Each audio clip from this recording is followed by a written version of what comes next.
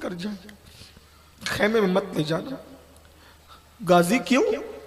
مولا میں سکینہ سے اور اصغر سے وعدہ کر کے نکلا تھا کہ پانی لاؤں گا، اب آپ میرا لاشا اٹھا کے لے جائیں گے تو مولا ان کی آس ٹوٹ جائے گی، مولا وہ بے چین ہو جائیں گے مولا، اس لیے یہ میری لاشے کے ساتھ جو کرے سو کرے، آپ مجھے اٹھا کے مت لے جانا مولا، اور سکینہ کو اطلاع مت کرنا کہ میری شہادت ہو گئی۔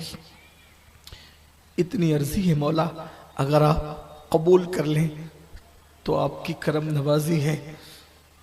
اتنا کہا اور کہنے کے بعد پھر کہا مولا اب میں چلتا ہوں، کیونکہ میں دیکھ رہا ہوں کہ بابا علی مرتضیٰ، امی سیدہ فاطمہ، نانا جان حوض کوثر پہ میرا انتظار کر رہے ہیں، اب میں چلتا ہوں۔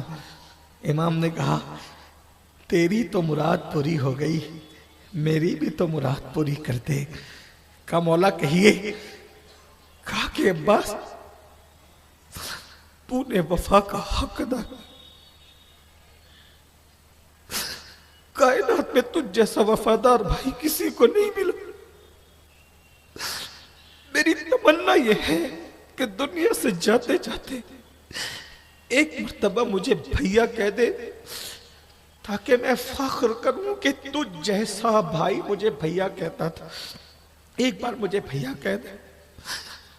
غازی نے آنکھیں امام کے چہرے کی طرف کی اور مسکراتے ہوئے کہا بھیا۔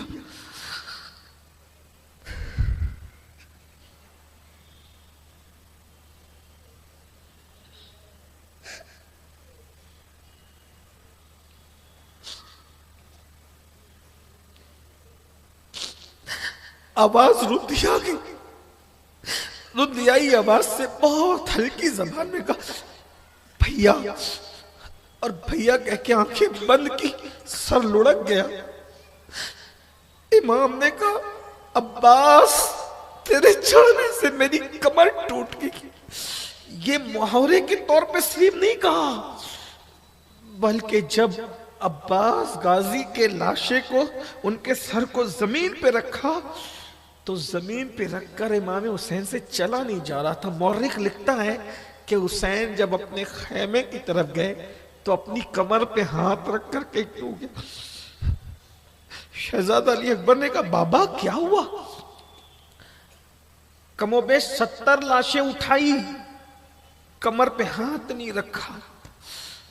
عباس غازی کی کیا شان ہے کربلا میں، میرے غازی کا کیا مقام ہے، حسین ابن علی میرے مولا کے نزدیک کیا عظمت ہے۔ اپنی کمر پہ ہاتھ رکھ کر کے جب خیمے کی طرف کہنے لگے ابا جان کیا ہوا؟ سینے سے لگا کے کہا بیٹا میری کمر ٹوٹ گئی۔ بابا کس نے کیا کیا؟ تیرے چچا عباس شہید ہو گئے، عباس چچا شہید ہو گئے۔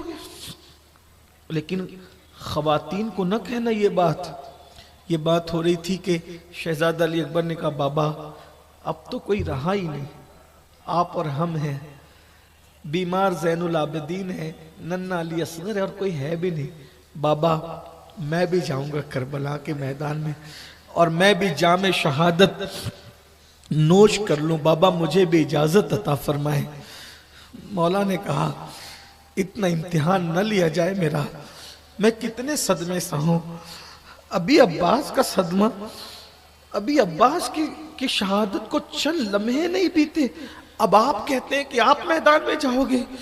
18 سال کا جوان بیٹا، ہم شبیہ پیغمبر، ہم شبیہ مولا حسین کہتے تھے کہ جب ہمیں نانا جان کی یاد آتی تو ہم شہزادہ علی اکبر کی زیارت کرتے ہو، ایک دم ہم شبی، حضور کے ہم شبی، ایسے ہم شبی اللہ اکبر کہ حضور کی یاد آ جائے، آواز نکلے تو حضور کی آواز کی یاد تازہ ہو جائے، اتنے خوبصورت، اتنے حسین، اتنے جمیل۔ بابا میں نے بھی جانا ہے۔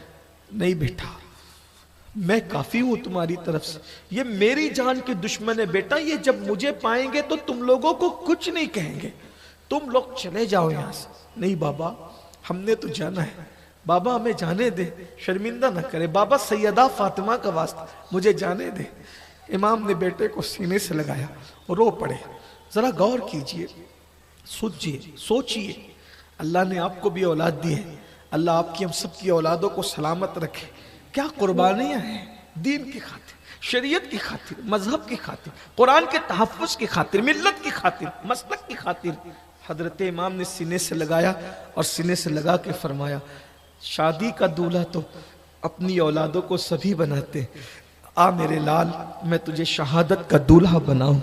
اور ہم شبیہ پیغمبر مولا شہزادہ علی اکبر کو میرے امام نے اپنے ہاتھوں سے امامہ باندھا، امامہ باندھ کر ڈھال دی، تلوار دی اور کہا جاؤ خواتین کو آخری سلام کر لو، یہ آخری سلام کر لو۔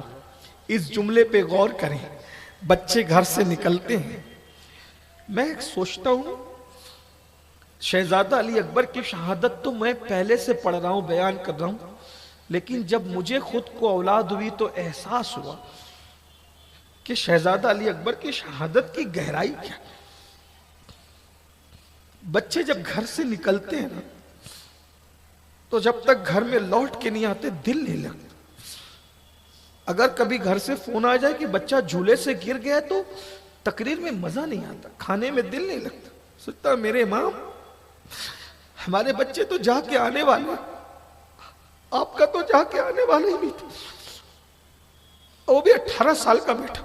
میں اکثر سوچتا ہوں کسی کا بیٹا ماں کے مشابہ، کسی کا بیٹا باپ کے مشابہ، کسی کا بیٹا بھائی کے مشابہ، یہ رسول اللہ کے مشابہ تصویر مصطفیٰ علی اکبر، علی اکبر تصویر مصطفیٰ، میرا مرشد، میرے امام کا شہزادہ علی اکبر شہزادہ، ہم شبیہ رسول، ہم شبیہ پیغمبر۔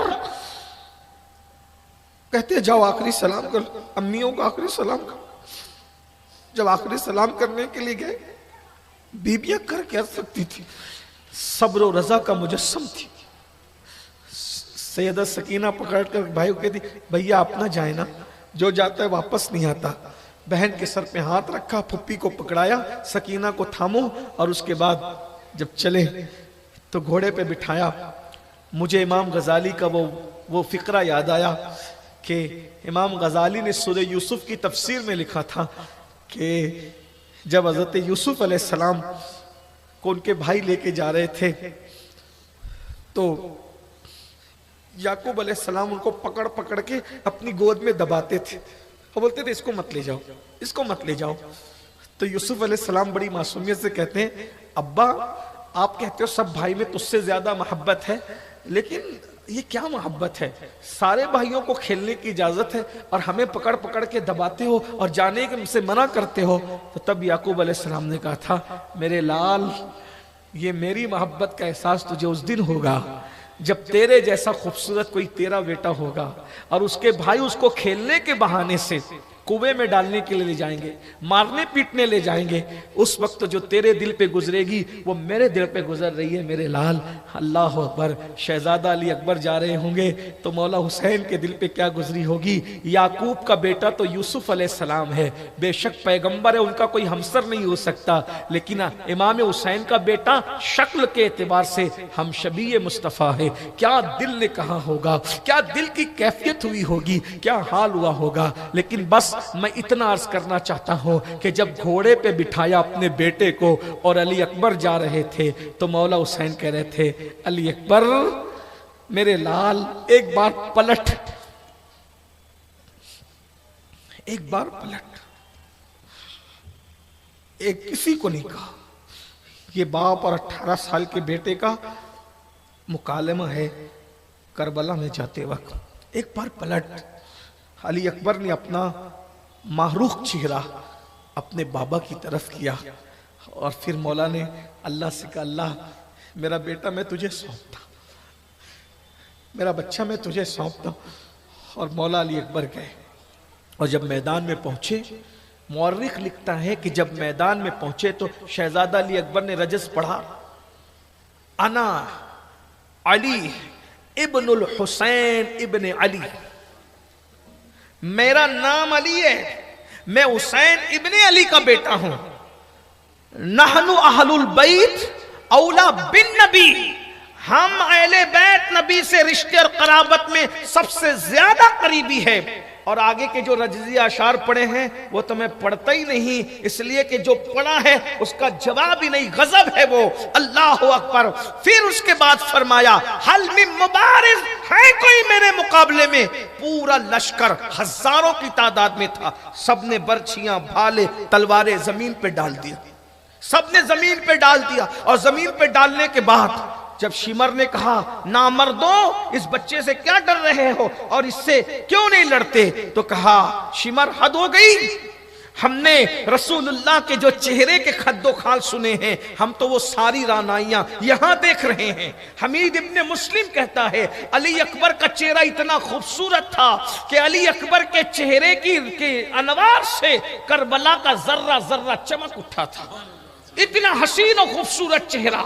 مسلمانوں آپ تاریخ پڑھیے، میری بات صرف سن کر کے بات جو ہے وہ اگر آپ کو یقین نہیں کرنا ہے کوئی بات نہیں، لیکن تاریخ پڑھیے، ابن جریر کو پڑھیے، ابن کثیر کو پڑھیے، ابن اسیر کو پڑھیے، حیات الخفا کو پڑھیے، ان بزرگوں کی کتابیں اٹھا کے پڑھیے تو پتہ چلے گا کربلا کا ذرہ ذرہ چمک ہے. اور آج بھی جن کے دل ایمان کی روشنی سے منور ہے، کربلا میں جا کے دیکھو ان چہروں کی چمک آج بھی تمہیں نظر آئے گی. اللہ اکبر. اس لیے کہ قبرستان کو معلّہ نہیں کہا جاتا، قبرستان کو معلّہ نہیں کہا جاتا، انوار کی جگہ کو معلّہ کہا جاتا ہے.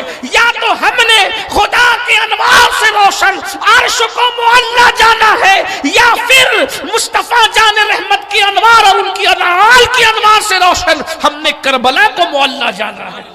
یا تو عرش معلّہ ہے یا تو کربلا معلّہ ہے. وہ خدا کے نور سے جگمگا رہا ہے، یہ مصطفیٰ اور آل مصطفیٰ کے نور سے جگمگا رہا ہے اور قیامت تک جگمگاتا رہے گا. مصنفین لکھتے ہیں کہ شہزادہ علی اکبر نے جس وقت تلوار چلائی وہ تو آنے کی ہمت نہیں کرتے تھے، کیونکہ وہ تلوار نیزے زمین پہ رکھ کے کہتے تھے کہ یہ جو ہے ہم ان سے نہیں لڑیں گے، یہ تو چہرہ مصطفیٰ ہے، یہ نبی نہیں ہے، یہ تو آل پیغمبر علی کا، علی ابن حسین، حسین کا بیٹا یہ علی اکبر ہے. اللہ اکبر. اتنا سننا تھا. پھر ان ظالموں کو کہا کہ اٹھاؤ تلوار لڑو. اب بھی کسی میں ہمت نہیں تھی. شہزادہ علی اکبر ان میں گھس گئے.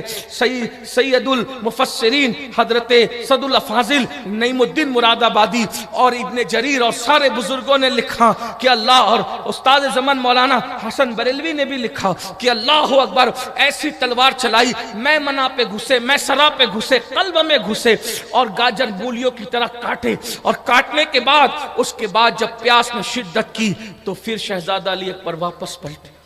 واپس آئے تو اپنے بابا سے کہتے ایک بار درود شریف پڑھ لیں.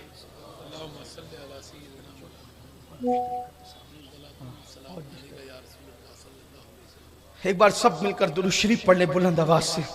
رب صلی وسلم دائما ابدا علی حبیبک خیر الخلق کلہم. ایک بار سب مل کے پھر درود شریف پڑھ لیں. اللہم صلی وسلم وزد وبارک علی سیدنا ومولانا محمد معدن الجود والکرم والہ الکرام وابنہ الکریم وامتہ الکریمہ یا اکرم الاکرمین وبارک وسلم صلاۃ و سلام علیک یا سیدی یا رسول اللہ وعلی آلک و اصحابک یا سیدی یا حبیب اللہ. ایک بار پھر درود شریف پڑھیں سب مل کر. اللہم صلی وسلم وزد وبارک علی سیدنا ومولانا محمد معدن الجود والکرم وآلہ وصحبہ وبارک وسلم صلاۃ و سلام علیک یا سیدی یا رسول. ایک بار پھر درود شریف پڑھیں. اللہم صلی وسلم وزد وبارک علی سیدنا ومولانا محمد معدن الجود والکرم وآلہ وصحبہ صلاۃ و سلام علیک یا جد الحسن والحسین. ایک بار پھر نبی اور آل نبی پر سب جھوم جھوم کے درود شریف پڑھیں. اللہم صلی وسلم وزد وبارک علی سیدنا ومولانا محمد معدن الجود والکرم وآلہ وصحبہ صلاۃ و سلام علیک یا جد الحسن والحسین وعلی آلک واصحابک یا جد الغوث الثقلین. پلٹ کر کے جب واپس آئے تو اپنے بابا سے کہتے ابا جان بہت پیاس لگی، اس لیے کہ مولا حسین خیمے کے باہر کھڑے ہو کر یہ منظر دیکھ رہے تھے، یہ منظر دیکھ رہے تھے کہ میرا شہزادہ کیسے لڑ رہا. ایک باپ اپنے بیٹے کی کارروائی کو اور کارگزاری کو دیکھ رہا تھا. جیسے ہی شہزادے نے کہا باپ بہت پیاس لگی تو آپ نے کہا بیٹا پانی پلانے کے لیے تو اس وقت نہیں ہے، البتہ جو ہے نانا جان کی ایک انگوٹھی میرے پاس ہے، نانا جان صلی اللہ علیہ وآلہ وسلم کی ایک انگوٹھی میرے پاس ہے، وہ انگوٹھی اپنے منہ میں رکھ لو، تم کو کچھ تسلی مل جائے گی۔ اور اس کے بعد پھر جو ہے اللہ اکبر، غازی حضرت شہزادہ علی اکبر منہ میں نانا جان کی انگوٹھی رکھ کر پھر گئے، پھر کہا حل من مبارز، کون میرے مقابلے کا ہے بھیجو۔ اب کی مرتبہ جس وقت مبارز طلب کیا تو پہلے سے پلان ہو چکا تھا، ایک کام کرو مقابلے کے لیے بھیجو۔ تو مقابلے میں کون جائے گا؟ تو اس زمانے میں 10,000 جس کو تنخواہ ملتی تھی حکومت کی طرف سے، وہ پہلوان جس کا نام طارق تھا، طارق شام اور یمن میں اتنا بڑا پہلوان نہیں تھا۔ طارق کو کہا تو جا۔ طارق نے کہا یہ بچہ ہے، میں اس سے نہیں لڑوں گا۔ وہ کہا ابھی تو نے دیکھا کوئی مقابلے میں جاتا نہیں، نامردو تم سب، تمہاری عورتیں بیوہ ہوگی، تمہارے بچے یتیم ہوگے، جاؤ۔ تو جیسے ہی طارق نے کہا دیکھ اگر میں جا کر کے ہم شبیہ پیغمبر نواز رسول کو ختم بھی کر دوں تو آخرت برباد میری ہوگی۔ ان لوگوں کو یہ احساس تو تھا آخرت برباد ہو، لیکن دنیا کی لالچ میں اتنا ڈوب گئے تھے۔ بہت بدترین ہے دنیا کی لالچ۔ دنیا کی لالچ اندھا کر دیتی، بہرا کر دیتی ہے۔ یہ آج جو دنیا کے اندر جرائم اور پاپ ہے وہ دنیا کی محبت کی بنیاد پر ہے۔ دنیا کی محبت جب اہل بیت کا غدار کر دے، قرآن کا غدار کر دے، رحمان کا غدار کر دے، یہ دنیا کی محبت ہے۔ انہیں پتا تھا نماز میں جن پہ درود پڑھتے ہیں وہ کوئی اور نہیں ہے، وہ یہی لوگ ہیں، ان کے سوا اور کون ہو سکتا ہے۔ لیکن دنیا کی مال کی محبت، آج مال ہی کی تو محبت ہے کہ لوگ شراب کے دھندے کرتے ہیں، مال ہی کی تو محبت ہے لوگ گانجا بیچتے ہیں، مال ہی کی تو محبت ہے لوگ سود کھاتے ہیں، مال ہی کی تو محبت ہے لوگ اللہ اکبر جو ہے زنا کے دھندے کرتے کرواتے ہیں، یہ مال کی مگر سن لو اللہ رسول کے ساتھ غداری کرو گے مال کی محبت میں تو بہت دن تک کے دنیا سے لطف اندوز نہیں ہو سکتے۔ کربلا سے سیکھو، دنیا کی محبت میں ڈوب کر قرآن و رحمان سے غداری کرنے والے، حرام دھندے کرنے والوں، حرام کاروبار کرنے والوں، جرائم پیشہ لوگوں، اللہ کی بارگاہ میں توبہ کرو جیسے وہ عبرت بن گئے۔ اگر تم نے عبرت حاصل نہیں کی تو تم بھی عبرت بن جاؤ گے۔ بہنوں سے بھی کہتا ہوں دنیا کی محبت میں نفس کی خواہشات کے لیے بے پردہ نہ گھومو، جرائم کی طرف نہ جاؤ، حرام کاموں کی طرف نہ جاؤ۔ ذرا غور تو کرو، کیا یزید کے گھر کی عورتوں کا ذکر منبر پہ ہوتا ہے؟ نہیں، عیش کرنے والی عورتوں کا ذکر منبر پہ کوئی نہیں کرتا۔ فاقہ کرنے والی متقیہ سیدہ زینب کے ڈنکے پوری دنیا میں بجائے جاتے ہیں۔ منبر پر کسی کی ماں کا نام نہیں لیا جاتا، حسین کی ماں کا نام منبر پہ خطبے میں لیا جاتا ہے۔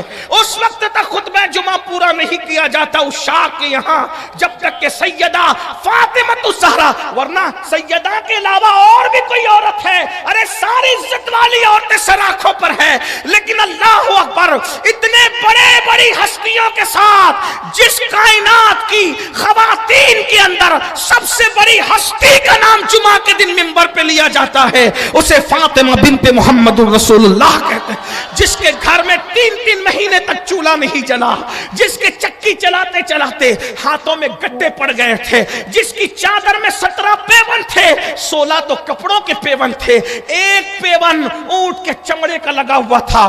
بتایا کپڑوں کی اہمیت نہیں ہے، کپڑوں کی اہمیت نہیں ہے، قیمتی گھروں کی اہمیت نہیں ہے، قیمتی کھانوں کی اہمیت نہیں ہے، اہمیت اس کی ہے کہ تقوی کی وجہ سے کون اپنی اللہ کو راضی کرتا ہے، کون اپنی اللہ کو راضی کرتا ہے۔ اللہ اکبر۔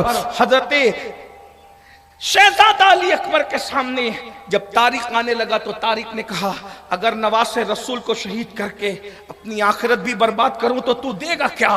تو اس ظالم نے کہا موصل کی حکومت۔ تم جھوٹ بولتے ہو، قسم کھاتا ہوں موصل کی حکومت دوں گا۔ کیا ثبوت ہے؟ میری انگوٹھی لو، موصل کی حکومت دوں گا، دلواؤں گا۔ عمر صاحب نے کہا ٹھیک ہے میں جاتا ہوں۔ جیسے ہی گیا شہزادہ علی اکبر نے ایسے زور کا وار کیا اس کی کمر پہ، 2 ٹکڑے کر دیا۔ علی اکبر شہزادہ 2 ٹکڑے۔ تاریخ ہے، اگر ہم تو یہ کہتے ہیں کہ تحقیق کرو، تاریخ پڑھو، یہ کوئی افسانہ نہیں ہے. میں تو شہادت بیان کرتے ڈرتا ہوں کہ مجھے بھی مولا حسین کے سامنے منہ دکھانا ہے. میں بار بار ان کے مزار پہ جاتا ہوں تو وہ مجھ سے ناراض نہ ہو جائے, کوئی مبالغہ کر دوں تو ناراض نہ ہو جائے, اس لیے میں ڈر کے بیان کرتا ہوں. ہاں, مجھے لوگوں کا خوف نہیں ہے, مجھے تو ان آقاؤں کا خوف ہے جن کا خانہ زاد غلام ہے.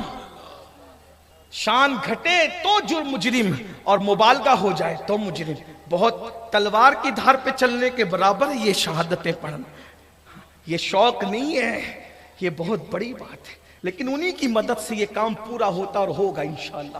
شہزادہ علی اکبر نے ایک بار میں 2 ٹکڑے کیے. طارق کے 2 ٹکڑے کیے. اس کا بیٹا گالی دیتے ہوئے عمر بن طارق وہ آیا, مولا نے اس کے بھی 2 ٹکڑے کیے. اس کا بھائی طلحہ ابن طارق جب آیا تو آپ نے اس کی گردن کو پکڑ کر مروڑا. یہ تاریخ ہے, ابن جریر, ابن کثیر. کیا طاقتور, 3 دن کا بھوکا پیاسا جوان ہے, لڑ کر کے واپس جا کر کے انگوٹھی منہ میں لا کر کے چوس رہا ہے اور گردن پکڑ کے موڑ دی ہے اور وہ مر گیا ہے. آپ غور فرمائیے, خاندان علی کا گھر بھی کیا گھر ہے کہ اس گھر کا ہر ایک بچہ جہاں پیدا ہوا شیر خدا معلوم ہوتا ہے. یہ شیروں کا گھرانہ ہے. اور یہ بات اس لیے بیان ہو رہی ہے, او گٹکا کھا کے شراب پی کے نشہ کر کے بزدل جوانوں, بزدلی سے نکلو اور تقوی اختیار کر کے یہ بہادری حاصل کرو. مرگن غذائیں کھا کے طاقت نہیں ملتی, خوف خدا اور عشق